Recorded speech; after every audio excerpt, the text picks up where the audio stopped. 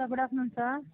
அது என் பேர் ஐஸ்வர்யா சார். ஏர்டெல்ல இருந்து கால் பண்ணியிருக்கோம் சார். பேசிட்டு இருக்க பாலகிருஷ்ணன் சாருங்களா? சொல்லுங்க மேடம்.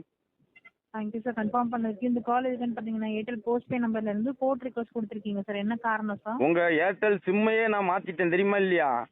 ஜியோவுக்கு மாத்திட்டேங்க. இப்போ தாங்க மாத்திட்டேன். என்னாச்சு சார்? என்ன ஆச்சுன்னா கொள்ளை இப்படியாங்க கொள்ளை பகல் கொள்ளை அடிப்பீங்க. அதாவது 350 ரூபாய்க்கு ஜியோவில் போட்டால் மாதம் ஃபுல்லாக நெட் நோண்டிக்கலாம்.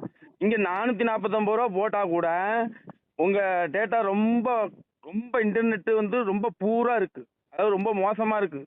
ஏர்டெல் நீங்கள்லாம் கோடியில் பொருள்றவங்க, நாங்கள் தெரு கோடியில் பொருள்றவங்க. நாங்கள் டிரைவரு ஒரு மாதம் 5000 10,000 சம்பாதி நாக்கு தள்ளுது. நீங்கள் பாட்டுக்கு இப்படி என்ன மாதிரி ஒரு 10 டிரைவர் கழுத்தெடுத்தா போதும் போலையா? ஏழைப்பாளைய வயிற்றுல அடிக்காதீங்க. ஏர்டெல் சுனில் அம்பானிட்ட சொல்லிடுங்க, நல்லாவே இருக்க மாட்டாங்களாம். அது இல்லாமல் அவங்க கீழே வேலை பார்க்குற நீங்களும் நல்லா இருக்க மாட்டீங்க. சீக்கிரம் எங்கேயாவது ஓடிடுங்க. அந்த அக்காவும் பேச அமைதியா இருக்கு. சாப விடுறாருல பாவல. சீக்கிரம் ஓடிடுங்கம்மா. இந்த அதாவது இவ்வளோ கொள்ள ஆகாது. நான் ஜியோவுக்கு மாறிட்டேன். உங்க ஜாகாதமே வேண்டாமா. 13 வருஷமா உங்க சிம் வச்சிருக்கேன் நான். ஆனால் நல்லா என்ன வச்சு நல்லா சம்பாதிச்சிட்டீங்க. என் பொண்டாட்டி பிள்ளை கூட இப்படி தின்னுருக்காது. பொண்டாட்டி பிள்ளை கொடுத்துட்டு இருக்கு. இல்லை ஜியோ ஏர்டெல் அவ்வளோவா கொள்ள அடிக்கானுங்க. நான் ஏர்டெல் யூஸ் பண்ணதில்ல, அதான் தெரியல போல. தெரிஞ்சா கவனம் பண்ணுங்க. சுனில் அம்பானி.